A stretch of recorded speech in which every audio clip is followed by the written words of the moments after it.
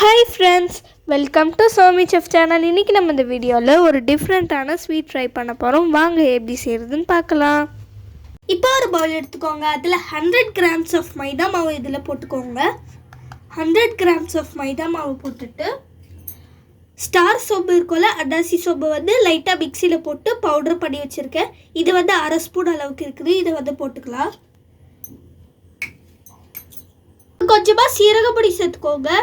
சீரகப்பொடி சேர்த்துட்டு 1/4 spoon salt சேர்த்துக்கோங்க. 1/4 spoon salt சேர்த்துட்டு 150 ml பால் ஊற்றிக்கோங்க.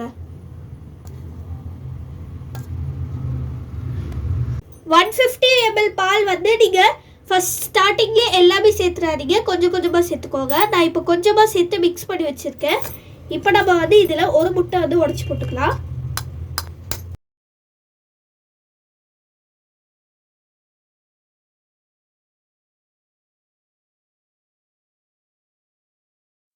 இப்போ நம்ம ஒரு மூடி வினிகர் ஆட் பண்ணிவிட்டு நல்லா வந்து மிக்ஸ் பண்ணிக்கலாம்.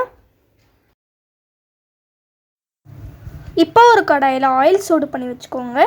இப்போ இந்த பொட்டேட்டோ மேஷரையும் சூடு பண்ணி வச்சுக்கோங்க. இப்போ இந்த பொட்டேட்டோ மேஷரை எடுத்துட்டு ஒரு காட்டன் கிளாத்தில் நல்லா வந்து எண்ணெயெல்லாம் தொடச்சிக்கோங்க. தொடச்சிட்டு அந்த மாவில் டிப் பண்ணிக்கோங்க. லேசாக டிப் பண்ணிவிட்டு அதுக்கப்புறமா டக்குன்னு போட்டு ஆட்டிகிட்டே இருங்க. அந்த மாதிரி அழகாக வந்துடும். இதே மாதிரி நம்ம எல்லாத்தையும் ஃப்ரை பண்ணி எடுத்துக்கலாம். இப்போ பாருங்கள், இன்னொரு வாட்டி காட்டுறேன்.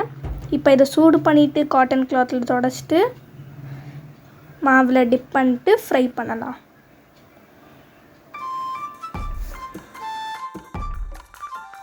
உங்களுக்கு ஸ்வீட் வேணான்னா கிறிஸ்பியாக ஃப்ரை பண்ணி முடிச்சுட்டு சாப்பிட்டுக்கோங்க அப்படியே.